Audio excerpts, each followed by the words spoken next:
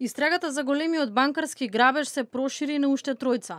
Полицијата поднесе кривична пријава за затајување против братот на трезористот, против вработена на шалтер во Тутунска банка и пријава за помагање против пријател на Бобан, кој ден по грабежот парите во украсна кеса ги изнел од земјава преку преминот Табановце во Србија со автомобил марка Голф.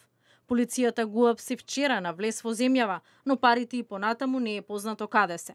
Осумничените тактички го извеле грабежот, без да се забележи дека недостасуваат дел од изнесените пари.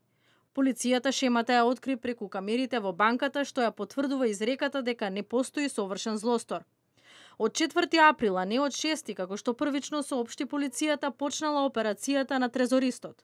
Бобан на шалтерот на осумничената се информирал за курсот на девизи, а после половина час неговиот брат на истиот шалтер преку сметка направил промена на 95.000 евра во швајцарски франци.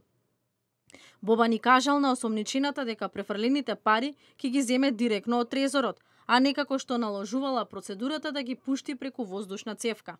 Од извршениот увид во снимките од камерите во банката, констатирано дека додека ГС е на шалтерот на банката и се врши на водната конверзија, а кога на смена во трезорот е и неговиот брат, пријавениот БС, од трезорот ниту се изнесуваат 100.000 швајцарски франци, ниту пак ЕП му исплаќа пари на ГС како би се завршила конверзијата.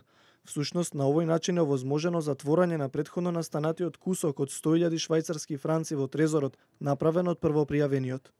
Тоа биле парите или врзопчето што го земал од вкупно 1 милион швајцарски франци испратени по авион.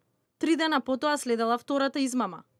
Под упатство на Бобан, вработената на шалтер од трезорот примила 375.000 евра во пари од 500.000 евра и без документ за исплата му ги дала парите на рака, пошто овој ги изнел надвор од експозитурата. Последниот чин од грабежот на векот изнесување на 2 милиона швајцарски франци и 270.000 евра во украсна кеса. Парите патувале во Голфот на нивниот пријател, преку граница во Србија, а завршиле во засега непозната локација на криење.